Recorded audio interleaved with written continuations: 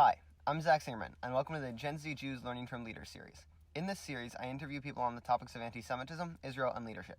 Today, my guest is Jennifer Laszlo Mizrahi, who is the President of RespectAbility, a nonprofit fighting stigmas and advancing opportunities so that people with disabilities can fully participate in all aspects of the community. Previously, she founded a pro-Israel organization, ran political campaigns, is the founder of the District of Columbia Jewish Community Center's award-winning community service program, and public policy program. She has written numerous op-eds and worked with Congressmembers, governors, and world leaders. Ms.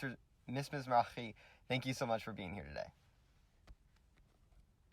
Zach, it's so great to be with you. And just to be clear, I'm speaking in a personal capacity today, and I'm just delighted to talk about this topic. So, could you tell us a little bit about RespectAbility and why you founded the organization? Sure. I founded the organization because I think one of the core Jewish values, tikkun olam, and equality for all people.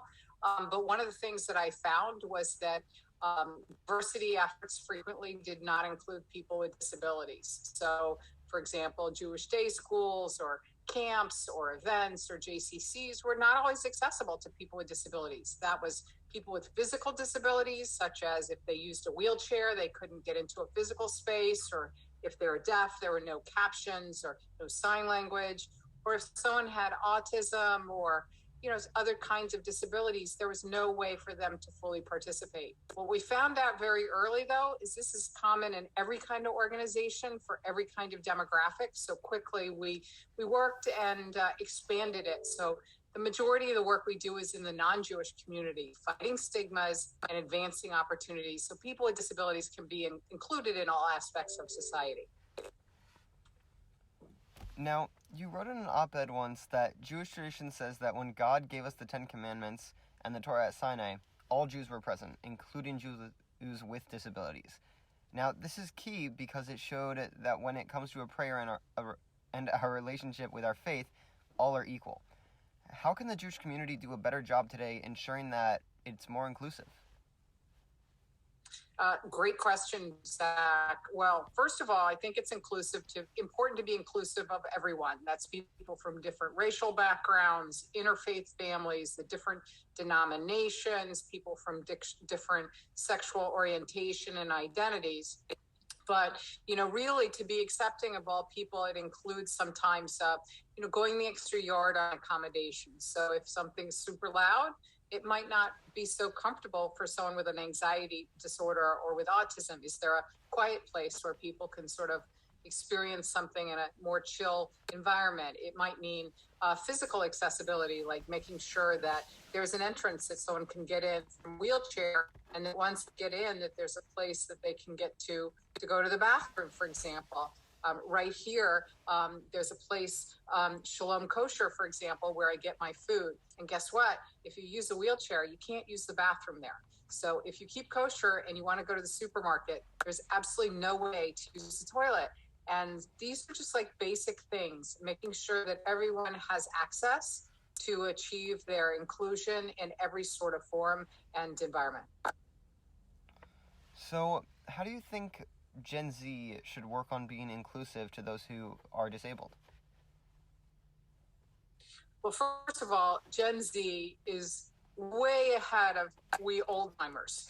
I think that Gen Z is, way more sensitive on equity issues, whether it's racial, whether it's sexual orientation or identity. I think that often, though, they don't think about the disability issues, which is interesting because Gen Z has a lot of disabilities. This has been an incredibly stressful time because of the pandemic. A lot of social isolation and a lot of people spending a lot of time on the internet. So the level of anxiety and depression in the Gen Z Jewish community is extremely high. There's also some addiction issues. Now, addiction can be drugs, it can be alcohol, it can be, simply your phone, all kinds of things that people get addicted to that distract from their ability to, interact with other people. So awareness is the first thing, to really be aware of these issues. People might have ADHD or, they might be dyslexic like myself. I'm dyslexic. I have ADHD. These are non-visible disabilities that, interact with people, or they might be, have something like they're blind or they use a wheelchair and you can tell. So you ask the person. If you don't know how to accommodate somebody, if somebody has a disability, they have it 24/7. It doesn't go away. So you can always say to somebody, hey, you seem like a nice person. I'd like to be your friend. I'd like to be sure that you're included. How can I do that best? ATP, ask the person. Now, turning to Israel, you've done a lot of work in making sure that the truth about Israel is really out there. And in these times where BDS is really growing, especially on college campuses, what advice do you have for Gen Z in making sure that the facts really are out there and that it's not myth that's just everyone's hearing? Well, first of all, I do love Israel. I'm a mega Israel fan. I have been something like 30 times. But I think the key to making other people really, really love Israel is not to pretend that Israel is perfect. Human beings are not perfect. Even the best human beings make mistakes. Israel is led by human beings. Israel makes mistakes. I think one of the biggest problems that people in the pro-Israel community have is to sort of have this attitude of we're right, they're wrong. We're always right, they're always wrong. Well, the fact is sometimes we're wrong and sometimes they're right. You have to have empathy for both sides. I think you have to be looking for a future that's win-win, so all sides have a better future. I really like to look for win-win solutions, but it starts with empathy. It starts with trying to push the arrogance aside of pretending that Israel is perfect.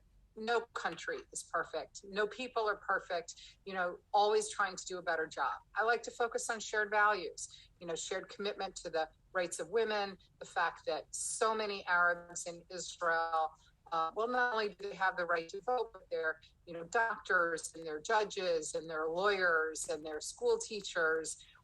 They're, part of the current government in Israel. I'm really excited about the Abraham Accords, talking about, those win-win solutions where people can work together, Jews and Arabs and others, creating a better future for everyone.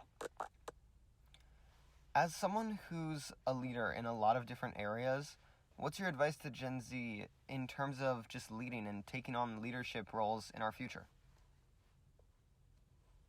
I think one of the things that you can do to be a leader is to listen and to try and learn and try and work in partnership with others. I think that in the Jewish community, and I'm guilty of this myself, I've started a number of different organizations that, were startups.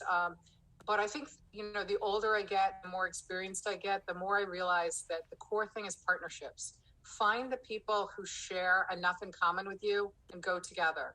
There's an expression, if you want to go fast, go alone. If you want to go far, go with others. I think it's an African proverb. But at any rate, it really works for, pro-Israel and Jewish leadership also.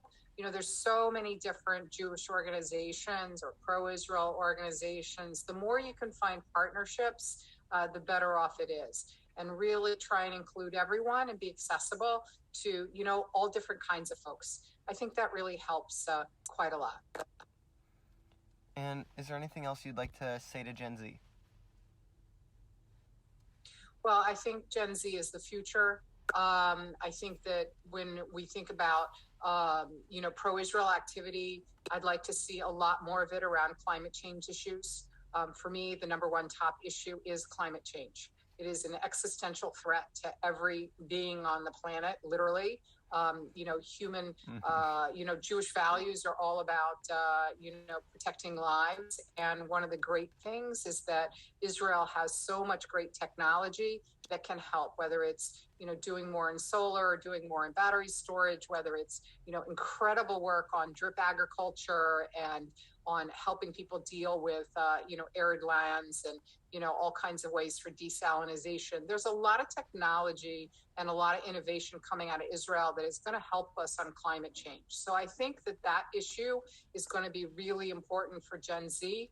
Gen Z is really ahead of old timers like me. And obviously, because, you're going to inherit the planet, you have so much at stake. So as I think about the future of pro-Israel activity, I think of working together in coalitions to bring technological revolutions so that we can protect the planet for everyone. Well, Ms. Mizrahi, thank you so much for being on here today. This was really interesting and really great to hear. Thank you so much, Zach, for all your leadership. You're a tremendous young leader, and we need more people like you. So on to Gen Z Jews. You're the future. Thank you. Bye.